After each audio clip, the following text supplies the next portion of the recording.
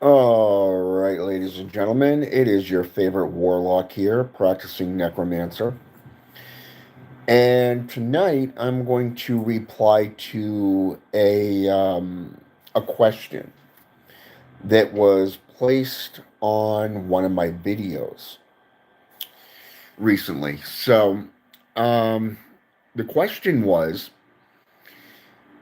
how to utilize magical languages within your spell casting and your spell work. So here it is. It doesn't matter what language it is. It could be Celestial, the Hellgate system. It could be Theban. It could be, knives, cuneiform, whatever. You can go underneath Google and actually download photos of this language within the alphabet. Okay. Now, the ironic part here is that you can actually write these things out in your grimoire. Okay, your black book, your journal, your grimoire itself. Okay. Now, the first thing you got to understand is what are you trying to create here? Okay. First off, if you're creating an original book, this is called a black book. Okay. Copies of that black book are called grimoires. Okay, this is where all the coven members or temple members, church members, would have a copy of it, and they will write them in their own grimoires. Now, a journal, be it a personal journal of, say, your daily activities or your, say, for an example, your magical studies, your dream journal, oneomancy, for an example. If you don't want other people to understand what you're writing, except for fellow practitioners, then writing in a language that most people don't even speak is a blessing. It helps to protect your assets, your spell castings, and it ensures that you and you alone are the only one who understands that system of writing. Okay? But I would recommend that if you do write in that fashion, that you keep some form of identification, so you understand the symbols and the alphabet themselves in that language. So, Peak Minded Set Club, welcome to the channel. So, anyways, like I said, I mean, if you're going to write out a spell, okay, a pact, or whatever you're going to do, write it out in that language. Okay. If you want to record it, put it in your book. Okay. That is the best thing that I would recommend for you to do. Okay. And Lincoln Cruz, welcome. So, that is the best thing that you can do. I would recommend experimenting writing. You remember when you were in a grade school, let's say kindergarten or pre-K, your parents would get you a book, or you'd have some kind of notebook paper where you have to write in cursive.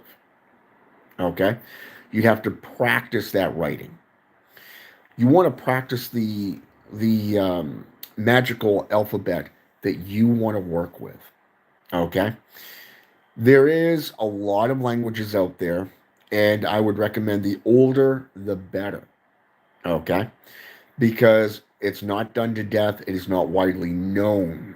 Most people today in the occult community is going to use things like Theban or Celestial.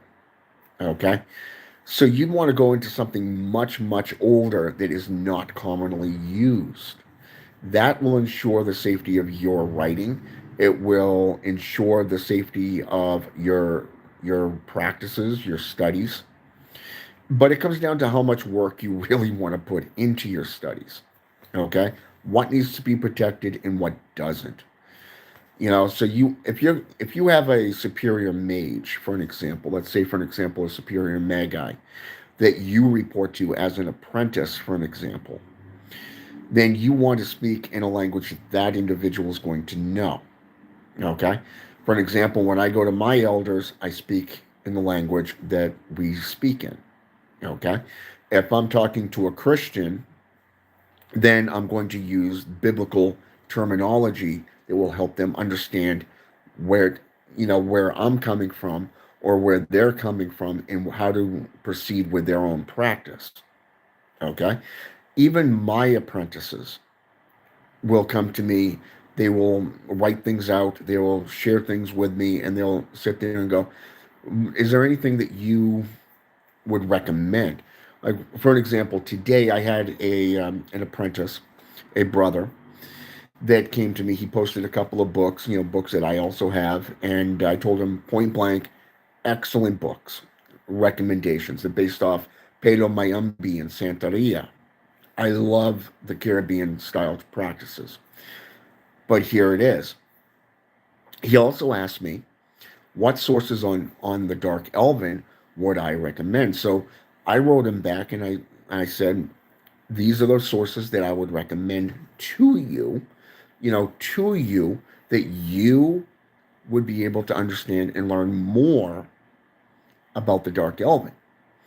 So instead of going into some, writing format, okay, I just told it to him plainly.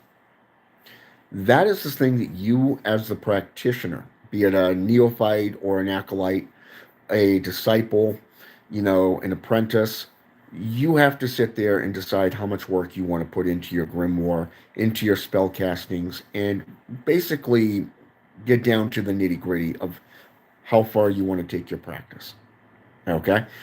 Following the witch's creed, the witch's alphabet, I would go with the witch's temple, the pyramid, because number one, it's to dare, to know, to remain silent, to go forth, and to know. One of the very first things that you learn about the witch's oath is to know, but you've also got to dare to go out and do it. Then you want to make sure that you remain silent on what you're doing. This protects you from other magi, other practitioners, and basically those that are envious of you, not just your enemies. And believe me, you will make enemies out there. Okay?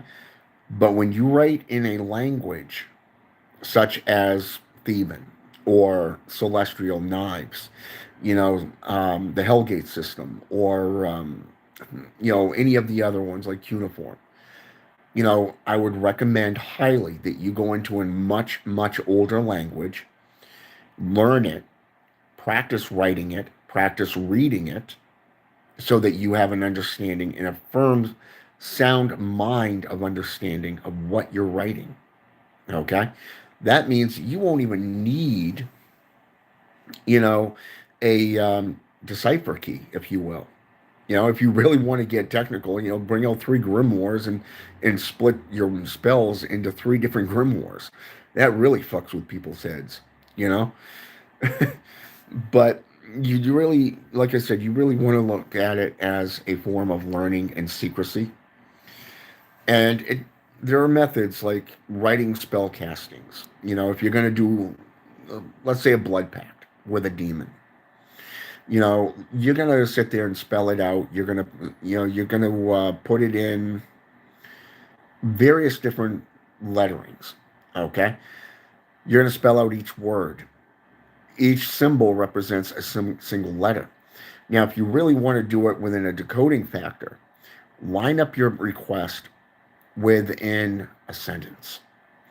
Each sentence, each line holds a specific word, for an example.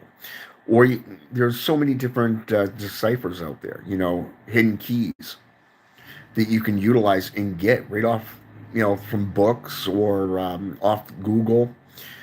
And you can learn to do these yourself.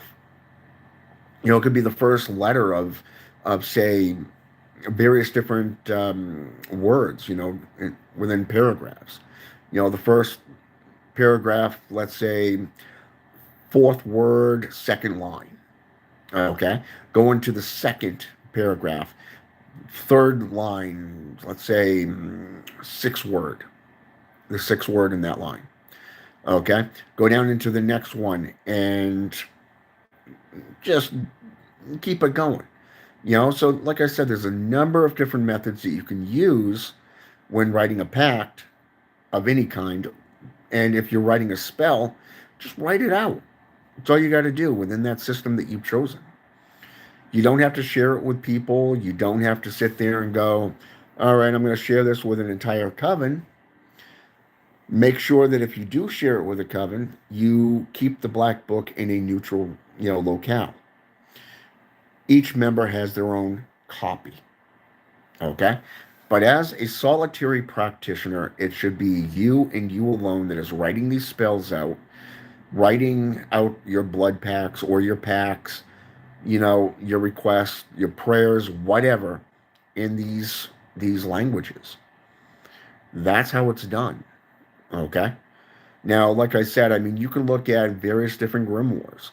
Go into, say, for an example, let's go Sacred Magic of Abramelin the Mage. Let's go into the 28th chapter. Okay? You have what is called the magical squares. Okay? Now, picture this. In the ONA, the Order of the Nine Angles, there's a little thing called the Stargate system. Okay? And what you would do is you would utilize the seven spheres and you would play a game of chess. Okay? In this case, we're going to do the depiction of a chessboard. Okay? Numerous chessboards. So instead of using chess pieces, you're going to use the alchemical symbols. Let's say, let's go with the alchemical symbols for various different metals, and you could actually utilize them. Say Mars, the warrior. So you'd go with that one with, let's go with the knight. Okay? You go with Venus for the queen, Mercury for the king, and so forth. Okay? That's a good way to keep track of playing chess. Now, picture the same style of writing. Okay? Just those symbols. It could be an alphabet, it could be numerology, it could be, just alchemical symbols. Now, write out your pact, write out your spells, write out your prayers, okay, in the same fashion. That's all you got to do. All right. But that's all I wanted to really come on here and say because there's really not much to go into when it comes to writing and magical studies. But like I said, look at various different grimoires and you can see, the symbols or the seals that go along with demons. Go out and get into various different religions and learn their writing styles. Feel out for which is going to fit you perfectly. Okay? And then go from there. But it does come down to your practice and what you're willing to put into it. All right? Now, I want to thank Peak Mindset Club for jumping on here with me. Lincoln Cruz M8G.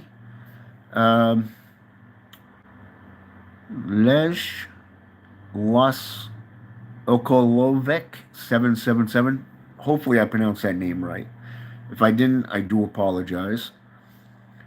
And then Samra Sush Upti Elatim. Wow. Some interesting names tonight.